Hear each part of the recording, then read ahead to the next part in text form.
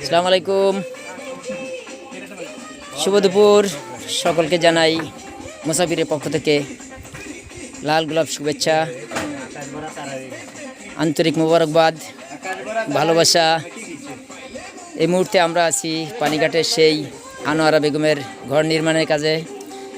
আমার প্রিয় স্বেচ্ছাসেবী বৃন্দ, মানবিক ভাইয়েরা এখানে অক্লান্ত পরিশ্রম করে যাচ্ছে সেই ঘর নির্মাণের জন্য। নিরলস প্রচেষ্টা চালিয়ে যাচ্ছে। আমাদের মিস্ত্রি আছে চালের উপরে, এবং আমার প্রিয় ভাইরা এখানে সেই নদী থেকে মাটি কেটে ভরাট করে দিয়েছে। এরা অক্লান্ত পরিশ্রম করে যাচ্ছে, সকাল থেকে একটানা পরিশ্রম করে যাচ্ছে। আপনারা দেখতে পাচ্ছেন এখানে এই ছিল প্রচণ্ড বড় রকমের গর্ত। সেই গর্তে এরা মাটি দিয়ে ভরাট করেছে। পাশাপাশি এখন এরা মিস্ত্রির সাথে